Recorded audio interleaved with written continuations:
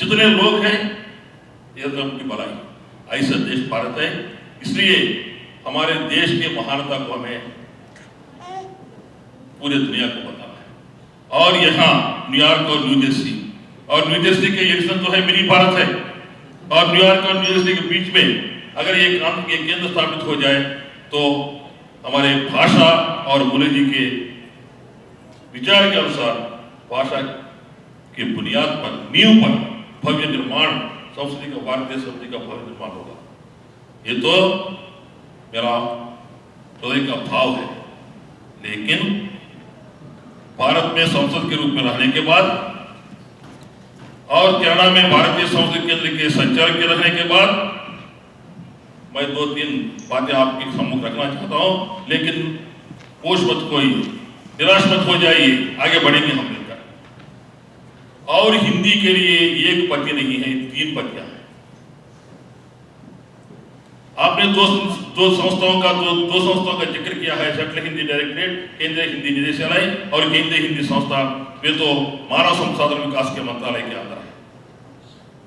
और जो अभी मॉरिशस से जो संदेश मिला है, विश्व हिंदी सचिवालय, विश्व हिंदी सम्मेलन विदेश मंत्रालय में है, और राजभाषा जो है सर्वोच्च समिति है वो गृह मंत्रालय में है। 3 पतियां, 3 पतियों से हम ये हिंदी संकट जैसे बच्चे को कैसे लाना है, सोचिए। 1975 में 1975 में मैं 22 साल का उम्र का लड़का हूं। प्रथम विश्व हिंदी सम्मेलन नागपुर में संपन्न हुआ है। वहां श्रीमती गांधी जी की अध्यक्षता में निर्णय कर लिया गया है कि हिंदी विश्वविद्यालय की स्थापना हो। 1975 में जब मैं 47 वर्ष का आदमी व्यक्ति बन गया हूं, पार्लियामेंट में हूं, राज्यसभा में हूं, तब 25 इयर्स के बाद हिंदी विश्वविद्यालय का वार्ता का पारित हो गया। वही तमिलनाडु में तमिल विश्व तमिल का सम्मेलन हुआ है। 1 साल में तमिल यूनिवर्सिटी कायम हो गई। और 1975 में विश्व तेलुगु सम्मेलन हुआ है। 1983 में हमारे लिए तेलुगु यूनिवर्सिटी की व्यवस्था हुआ। यह इतिहास है। इसलिए मैं आपसे अनुरोध करता हूं कि गंभीर जी ने कहा है, भारत सरकार से बहुत कम उम्मीद लगाइए यहाँ के भारतीय जनता से। यहाँ के बाजार में व्यापारी और करोड़पतियों से, भारतीय के करोड़पतियों से एक भारतीय विद्या भवन जैसा केंद्र बनाने का भारत सरकार के अनुमोदन से बनाना है ये केंद्र। उनके से हमें रिकग्नाइजेशन चाहिए और वार्षिक ग्रांट चाहिए, क्योंकि पति महाराजा है तो गौरव मिलता है। हम सेवा करेंगे। ऐसा भी सोचिए, अगर आपने वेद जी आपने जो कुछ दिखाया है अगर हो जाए तो बहुत बहुत धन्यवाद भारत सरकार और भगवान का। मैं यही आशा करता हूं कि जो पवित्र संकल्प इस पिछले न्यूयॉर्क सम्मेलन में और आज के न्यू जर्सी के सम्मेलन में आप जैसे महानुभावों के मन में उपजा है कि फूले फले केवल हिंदी की ही सेवा नहीं होगी, पूरे भारत माता की सेवा होगी, पूरे मानव जाति के संस्कृति का ये अच्छा संदेश मिलेगा ये केंद्र। बहुत बहुत धन्यवाद। जय हिंद।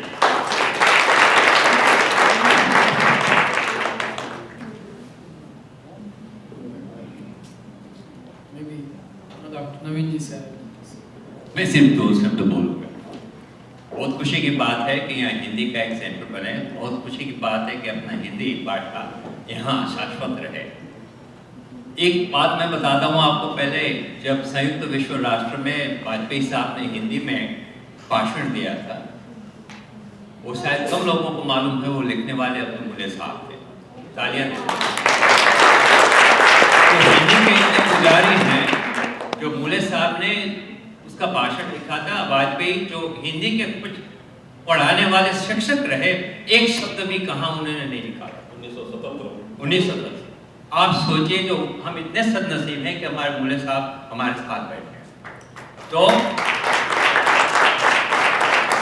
मैं सिर्फ 2 लफ्ज़ बताऊंगा आपको कि यदि सब लोग यही सोच रहे हैं कि हम यहाँ इकट्ठे होकर ये काम कर सकते हैं और भारत की सरकार कुछ मदद नहीं करेगी, तो वो कर लेंगे। हमारे बाजू में वही ताकत है।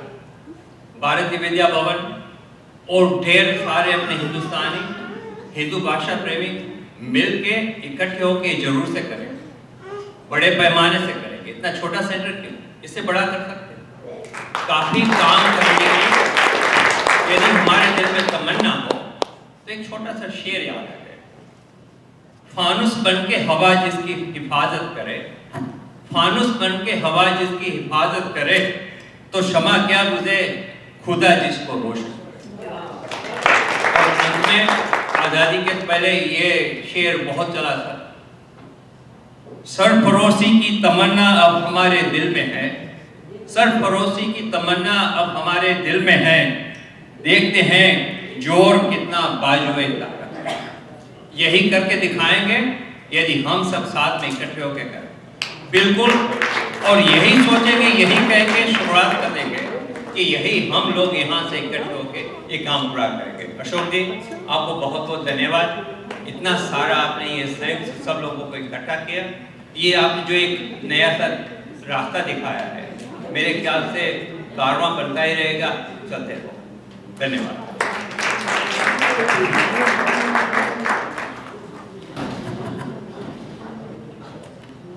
जी सर, अब कुछ कहने के नहीं है। आप जो भी हमें मार्गदर्शन दें वही सुनने की इच्छा है।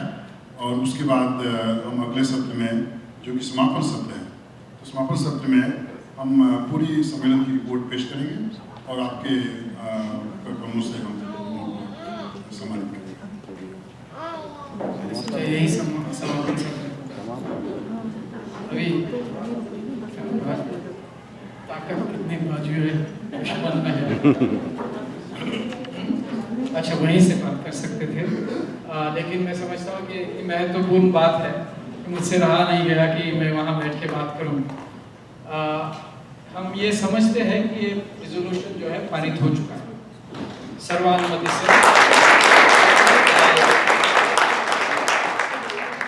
ना सिर्फ यही रास्ता सही है, इसके अलावा कोई और चारा नहीं। हमको तो ये करना ये अनिवार्य है।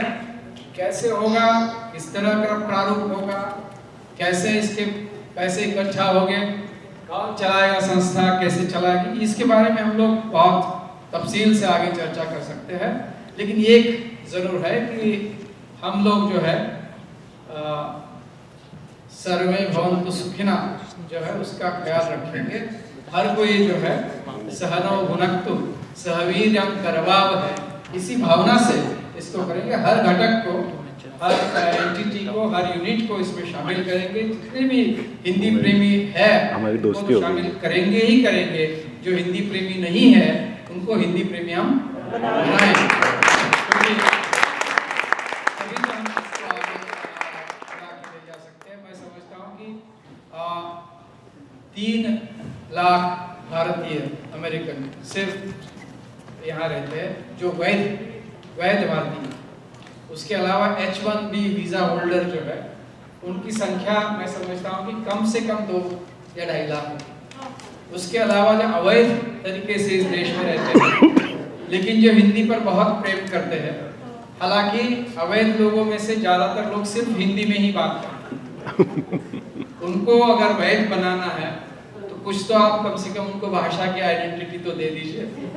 उनको भी हम शामिल कर लेंगे, क्योंकि ये ज़रूरी है कि हम लोगों का जो कारवां जो है इसमें कोई आरक्षण ना हो, हर किसी को प्रवेश हो और खुला प्रवेश रहे। तो इसी भावना से इसको आगे ले जाएगा। आज मुकुला साहब ने जो बात कही उसमें कुछ तथ्य है, लेकिन बड़ा तथ्य वो है कि जो हम अपने अंदर से सोचते हैं, उससे बड़ा और कोई तथ्य नहीं। और वो अंदर से जो आ रही है, अंदर की आवाज इस वक्त ये आ रही है कि हिंदी को विश्व में उसका सही स्थान प्रदान करना है। और प्रदान करेंगे, कौन करेंगे? हम ही करेंगे, हम ही करेंगे। और भारत सरकार का तो ये रवैया शुरू से रहा है कि हिंदी के प्रचार और प्रसार की जो मशाल है भारत सरकार ने बहुत पहले से उठाई। आप करेंगे तो भारत सरकार क्यों नहीं आपके साथ चले? मैंने इस रिजोल्यूशन के लिए, इस प्रस्ताव के लिए भारत सरकार की अनुमति अभी तक नहीं ली है, लेकिन मैं बहुत स्पष्ट रूप से भारत सरकार के सामने ये बात रखूंगा कि इसकी आवश्यकता है। और हम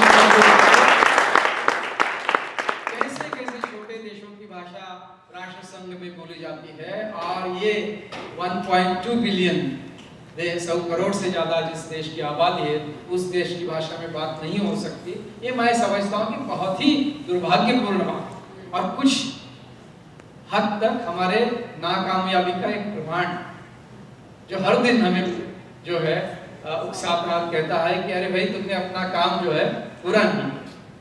हमारी भारत माता यही कहती है, हमारे अंदरूनी आवाज यही कहती है कि ये काम अधूरा है, इसको होना जरूरी है। और स्वतंत्रता के बाद अगर 68 साल के बाद ये नहीं हो सकता है तो मैं समझता हूँ कि हम किसी भी काबिल नहीं। भारत आप और हमारे सौभाग्य से आज दुनिया की उदीयमान ताकत नहीं है, वो उदित ताकत है, लेकिन इसको हमें अंदर से महसूस करना जरूरी है। जहां तक संस्कृति का, दर्शन का, इतिहास का सवाल है, मैं समझता हूं कि भारत दुनिया की सबसे बड़ी सांस्कृतिक महासत्ता है, होने वाली नहीं है, वो है, जिसकी विरासत की एक बूंद का भी दुनिया को अभी तक पता नहीं चला है, ऐसी ये महासत्ता है। अब जब चलेगा पता तो इस सागर में जो है सब बह जाएंगे, लेकिन ये हमारा हर एक का कर्तव्य है कि इसका बूंद बूंद उठा के हम दुनिया के सामने इसकी नजाकत जो है रखें कि हमारा दर्शन क्या है, हमारे वेद क्या है, हमारे उपनिषद क्या है, हमारे यहाँ जो सर्व समावेशक शक्ति है हमारे दर्शन में वो क्या है, कि ऐसी क्या ताकत है भारत में कि जैसे दुनिया में जितने धर्म है सब भारत में है। ऐसी क्या ताकत है कि जहाँ हजारों साल से दुनिया के सब लोग भारत में आए थे और बसे थे और खुशी से रहते थे और इमिग्रेशन नाम की कोई चीज नहीं थी, ना ही H1B था। हर कोई आता था। ये आबादी ऐसी नहीं बढ़ी है, इसलिए बढ़ी है कि दुनिया से सारे लोग आके वहां बसे हुए थे।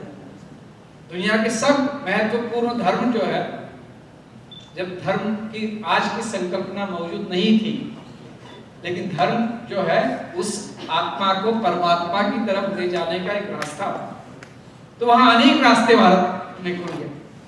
तो तब की यह बात है, तो यहाँ पर हमारी सांस्कृतिक गहनता, गहराई उसकी हम ही समझ पाएंगे, तभी तो दुनिया के सामने रखेंगे। तो भाषा का महत्व जैसे लागड्डा साहब ने याद दिलाया कि या संस्कृता धार्यते, ये जो संस्कृति को अपने कंधे पे उठा के चलती है वो भाषा है। ये मैं समझता हूँ कि नींव हमें यहाँ न्यूयॉर्क में बनाना है, जो कि दुनिया की आज आर्थिक राजधानी है, संयुक्त राष्ट्र संघ का यहाँ मुख्यालय है, और सबसे बढ़िया है कि आप जैसे लोग जो है 30 लाख भारत के लोग यहाँ रहते हैं, वही 30 लाख लोगों ने अगर $1 निकाला तो मेरे 3 मिलियन हो गए, ठीक है ना? $1। ऐसे अभियान महाराष्ट्र में एक शिक्षण सुधारक होते हुआ करते थे, 1900 मेरे ख्याल से 52 या 56 में उनकी मृत्यु हो गई। कर्मवीर भाऊराव पाटिल नाम, आपने सुना नहीं? उस जमाने में जब शिक्षा का महत्व बिल्कुल नहीं था और बच्चों को शिक्षा लेने के लिए, शहर में रहने के लिए सुविधाएं नहीं होती थी, उस समय उन्होंने पाठशाला निर्माण का काम किया और हर गांव जाते थे और कहते थे कि भिक्षा दो मुझे, 1 पैसा दो, 5 पैसे दो, 1 रुपया। इसी तरह से हमको जो है हर एक के सामने, और यहाँ गरीबों की संख्या बहुत कम, हम लोग ये करेंगे, इकट्ठा करेंगे, और इकट्ठा करेंगे तो हम मंजिल तक जो है rise awake and stop not till the goal is reached. उत्तिष्ठत जागृत प्राप्य वरान्योः। तो उसी हिसाब से हमें आगे जाना है, तभी ये सपना बहुत जल्दी। और नवीन जी ने बिल्कुल सही कहा कि ये असंभव बिल्कुल नहीं है, नामुमकिन बिल्कुल नहीं है, लेकिन हमको खुद को ये सोचना है कि ये मुमकिन है। और मैं समझता हूँ कि भारत सरकार मदद करेगी, क्यों नहीं मदद करेगी? कोई एक केंद्र दूसरे केंद्र के खिलाफ नहीं होता, हर एक का कार्य क्षेत्र है। कालो है निरवधिर विपुलाच पृथ्वी, पृथ्वी विपुल है और जो है काल अनंत है। तो हमारे लिए करने के लिए हम किसी का शेयर जो है केक का हिस्सा निकाल के नहीं ले रहे, हम सबका शेयर बढ़ा रहे हैं। न्यूयॉर्क से अगर न्यूयॉर्क में और अमेरिका में अगर हिंदी का महत्व बढ़ता है तो दुनिया में हिंदी का महत्व। आपने कौन सा गढ़, कौन सा पर्वत जो है जिसके शिखर पे आप हो, वो बहुत ही महत्वपूर्ण होता है। हमें एवरेस्ट पे ही जाना और वो दुनिया का एवरेस्ट इस वक्त जो है आपके जो है चरणों के साथ यहाँ पर मौजूद। तो हम लोग इस जो यात्रा को हम जारी रखेंगे और इसको किस तरह से जल्दी स्पष्ट रूप हम दे सकते हैं वो देखेंगे।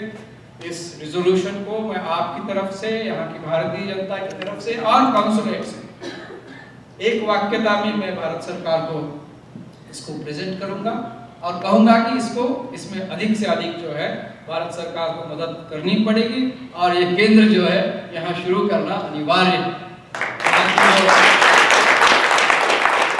मैं जितनी भी यहाँ भारतीय संस्थाएं हैं उनको खुद रिकमेंड करूंगा कि वो अपना इसके लिए जो है अभियान चलाएं और इस कार्य के लिए मदद करें। यहाँ के जितने कॉर्पोरेट भारतीय लोग हैं उनको मैं कहूंगा कि इस कार्य के लिए आपको मदद करना अनिवार्य है। यहाँ जितने भी भारतीय सीईओज हैं, चाहे गंगा जी हो, चाहे इंदिरा नूई जी हो, चाहे सत्या नडेला हो, हर एक को मैं कहूंगा कि इस कार्य को आपको अपना स्वीकार कर ये कार्य करना। तो मैं समझता हूँ कि अगर हम इसी भावना से इसको करते रहे तो इसको कोई रोक नहीं सकता।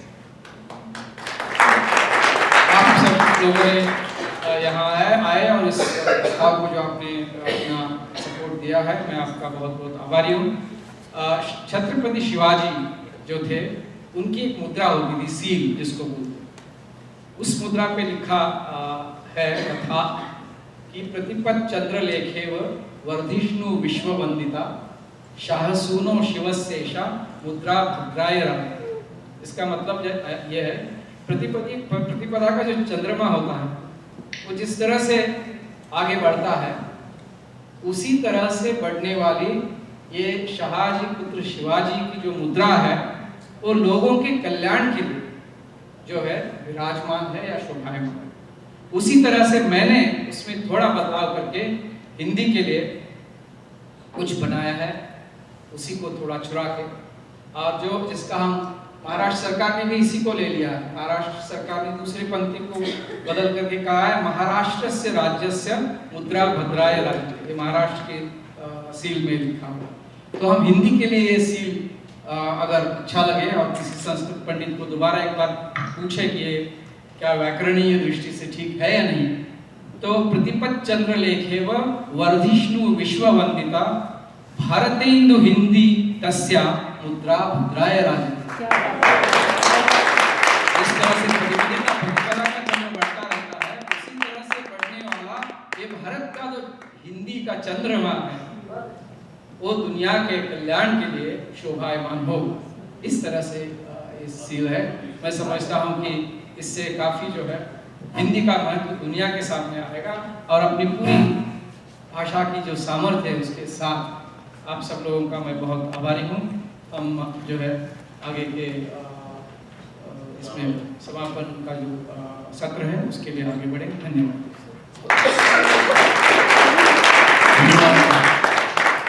प्रधान कौंसिल जी, ऑनरेबल आदरणीय श्री ज्ञान सिंह जी, आपके उत्साहवर्धक वक्तव्य से हम बहुत प्रोत्साहित हैं और हमें पूरा विश्वास है कि हम आगे आपके बताए रास्ते पर चलते रहेंगे और इस कार्य को सफल बनाएंगे। और सम्मेलन की तरफ से, आयोजकों की तरफ से, जितने हमारे मार्गदर्शक हैं सबकी तरफ से हम आपको इसमें धन्यवाद देना चाहते हैं।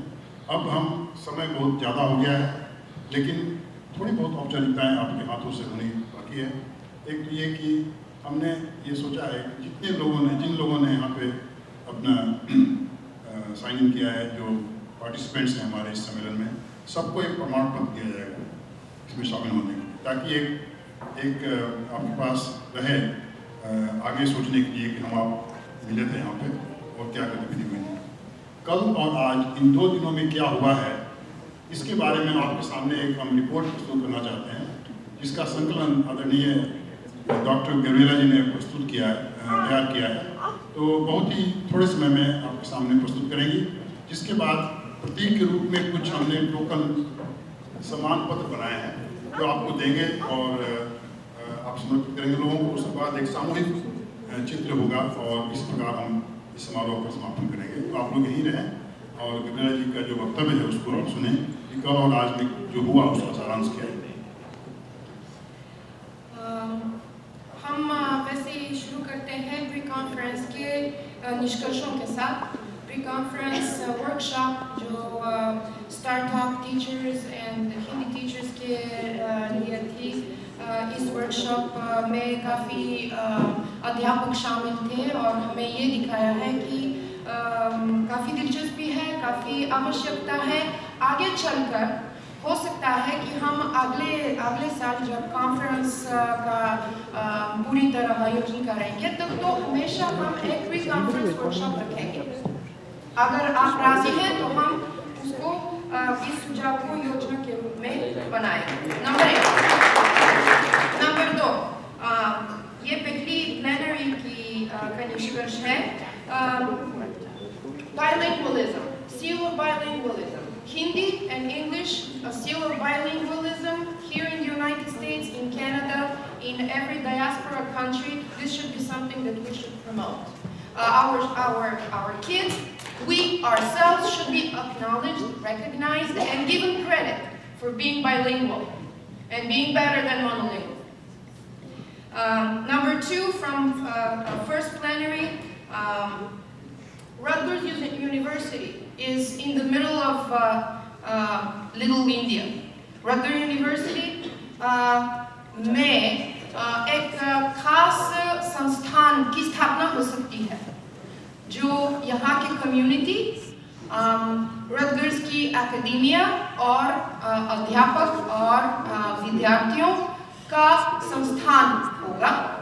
उनके द्वारा ही यहाँ अलग-अलग इवेंट्स और वर्कशॉप्स और एक्टिविटीज़ का इंतज़ाम किया जाएगा। और उसी तरह जो हमारे मैंने आपको बताया है 5 कैपेसिटी बिल्डिंग सेक्टर्स हैं, हम हमेशा उनको शामिल करने की कोशिश करेंगे। उसी तरह रटगर्स यूनिवर्सिटी के कुछ प्रतिनिधि लोग यहाँ हैं, मुल्य साहब के साथ बात करेंगे, अशोक ओझा के साथ बात करेंगे और इस संस्थान की स्थापना की योजना करेंगे।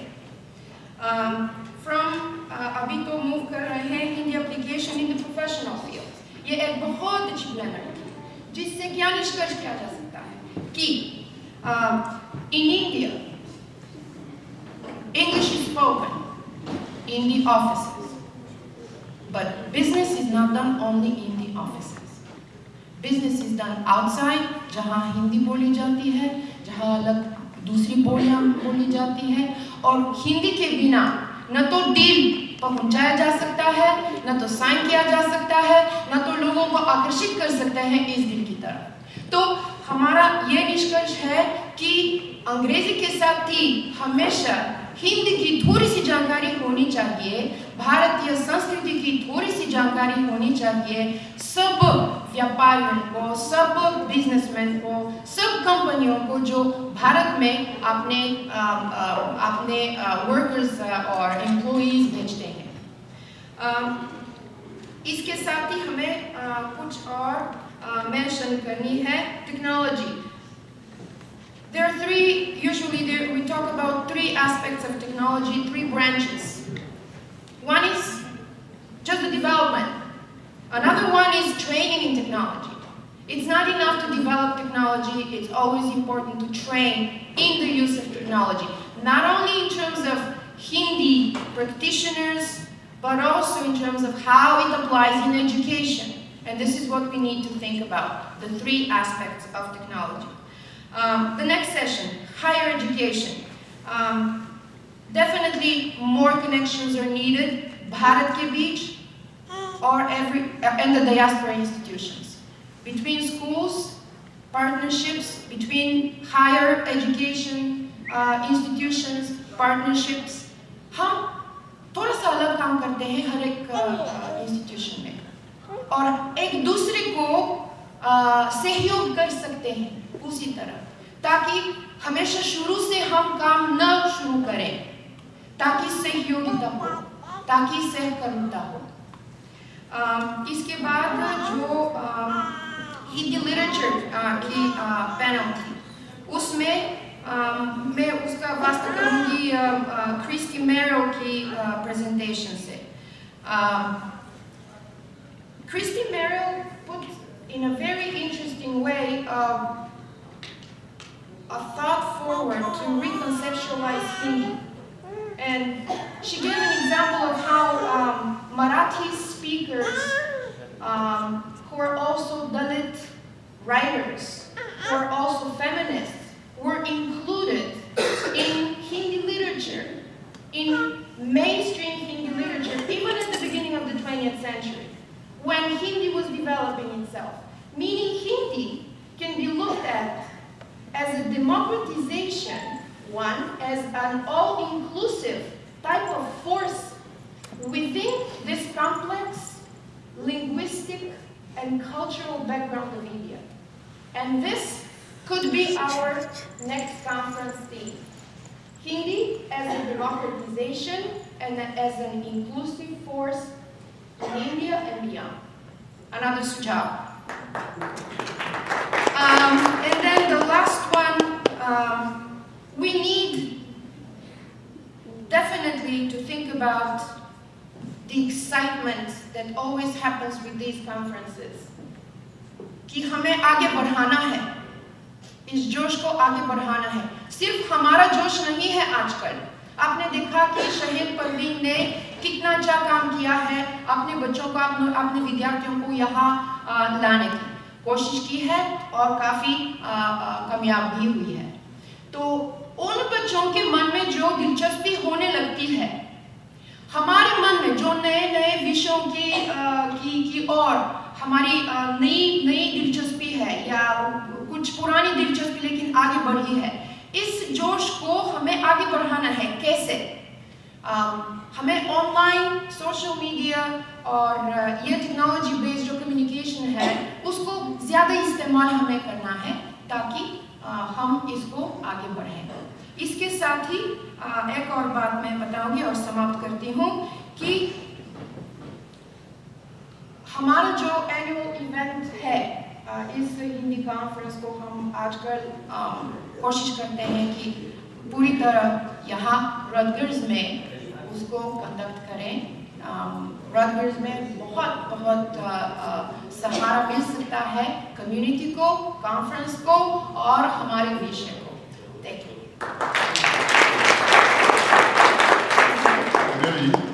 इस सम्मेलन को इस तक लाने के लिए आपकी सहमत होंगी कि हमारे प्रधान कौंसल श्री ज्ञान सिंह बुले जी ने बहुत सहयोग किया है। मेरा अनुरोध है आपसे कि आप उन्हें इस प्लेग को देकर सम्मानित करें। सर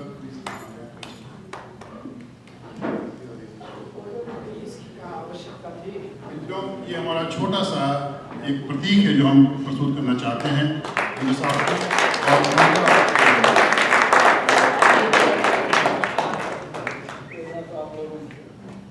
ये प्रेरणा का प्रतीक।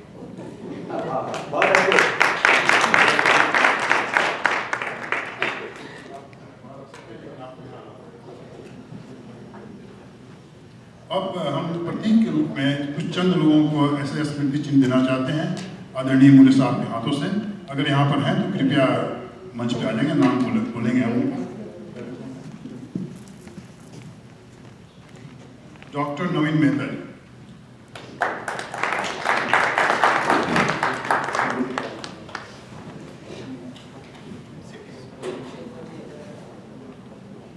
डॉक्टर नवीन मेहता भारतीय विद्याभवन के प्रमुख ट्रस्टी, उन्होंने हमें बहुत सहयोग किया है।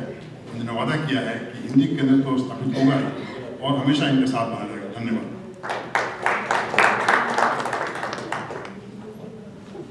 सर, बैंक ऑफ इंडिया ने बहुत समर्थन दिया था, इनके लिए हमने एक प्रतीक चिन्ह बनाया। हम चाहते हैं कि अगर आपकी अनुमति हो तो शंकर जी स्वीकार करें इसे।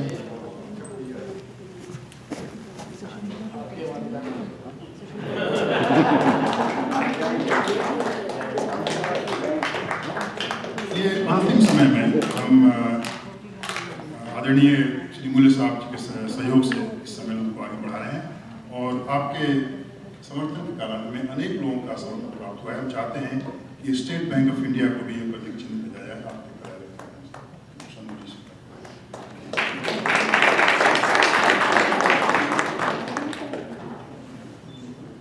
एयर इंडिया के लिए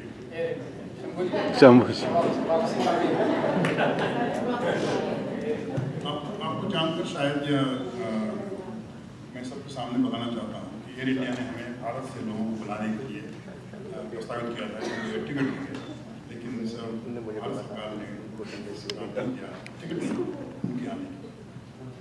तो ये मैं कोई दोषारोपण नहीं कर रहा हूँ, लेकिन जानकारी मैं शेयर करना चाहता हूँ ताकि भविष्य में इसको थोड़ा दुरुस्त किया जाए।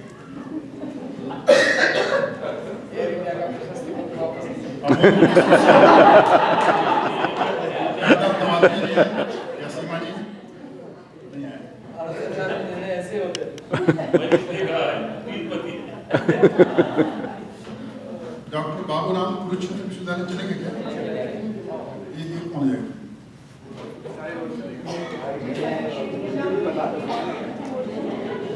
इंडिया से लोग आए हैं ना, दिल्ली के लोग आए हैं, दिल्ली के लोग पहुंचा देंगे।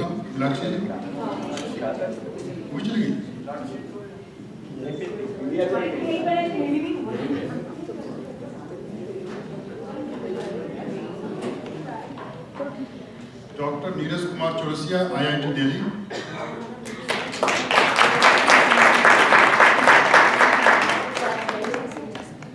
मैं चाहता हूं कि आप सब यहाँ आए तो बहुत अच्छा रहेगा।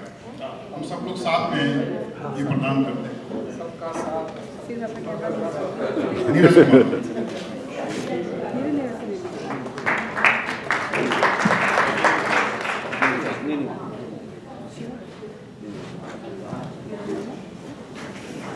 Doctor Santosh Satya ji, IIT Delhi.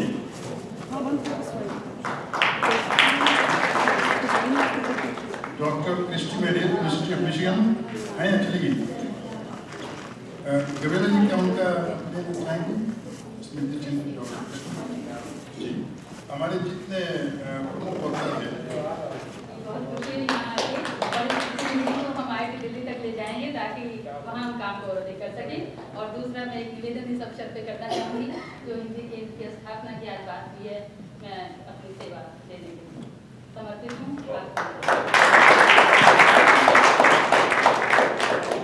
Doctor Christy मेरियल, अच्छा ये आपके डिप्टी काउंसिलर डॉक्टर शुरू किया है, हमेशा उत्साह बढ़ा है ताकि हमारा जो संतुलन है बहुत ही अच्छी तरह हो सके। ये बोलिए डॉक्टर मनोज कुमार महापात्र। डॉक्टर रेखा सेठी, इंद्रप्रस्थ कॉलेज दिल्ली।